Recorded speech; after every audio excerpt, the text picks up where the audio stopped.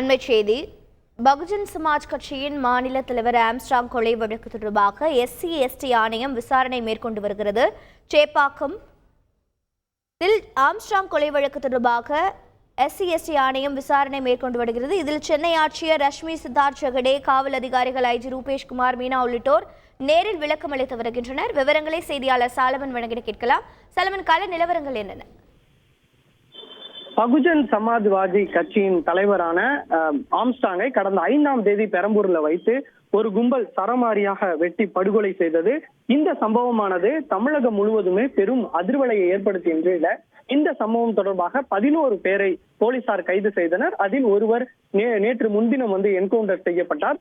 இந்த நிலையில இந்த விவகாரம் தொடர்பாக தாமாக முன்வந்து தேசிய தாழ்த்தப்பட்டோர் ஆணையம் வழக்கு பதிவு செய்து இது தொடர்பாக உரிய விளக்கம் கேட்டு தமிழக உள்துறை செயலாளர் அமுதா மற்றும் தமிழக DGP சங்கர் ஜிவால், காவல் ஆணையர் உள்ளிட்டவருக்கு ஒரு நோட்டீஸை ஒன்று அனுப்பினர்.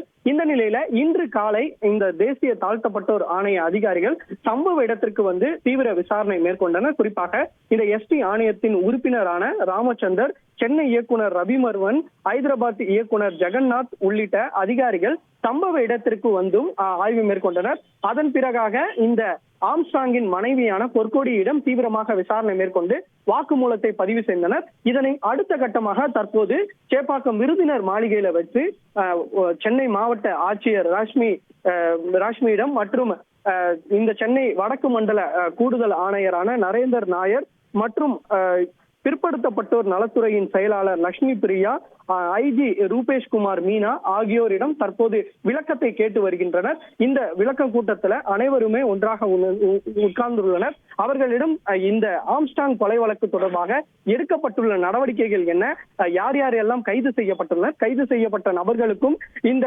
குற்றவாளிக்கும் தொடர்பு இல்லை என ஆதரவாளர்கள் குற்றம் சாட்டப்பட்டுள்ள நிலையில கைது செய்யப்பட்ட நபர்கள் இந்த குற்றவாளி தானா என்பது தொடர்பாகவும் அவர்களிடம் விளக்கம் கேட்டு வருகின்றனர். அடுத்த கட்ட நடவடிக்கை இந்த கொலை வழக்கு தொடர்பாக எப்படி நகர்கிறது, இதில் போலீஸ் காவலில் எடுத்து விசாரணை மேற்கொள்ளும் போது எந்த விதமான தகவல்கள் தெரிவித்தனர், இந்த வழக்கிற்கு பின்புலமாக யார் யார் எல்லாம் உள்ளனர், இந்த வழக்கை இவர்கள் CBIக்கு மாற்ற கோரி இருக்கிறது காரணம் என்ன, அதை மாற்றலாமா வேண்டாமா என்பது தொடர்பான உள்ளிட்ட பல்வேறு விளக்கங்களை இந்த அதிகாரிகளிடம் தேசிய தாழ்த்தப்பட்டோர் ஆணைய அதிகாரிகள் கேட்டு விளக்கத்தை பெற்று வருகின்றனர். இவர்கள் இந்த விளக்கத்தை பெற்றவுடன் அறிக்கையாக இதை தயாரித்து அதன் பின்பாக மத்திய உள்துறை அமைச்சகத்திற்கு ஒரு காப்பியும் அதன் பிறகு தமிழக அரசுக்கும் ஒரு காப்பியும் அனுப்ப இருப்பதாகவும் கூறப்படுகிறது.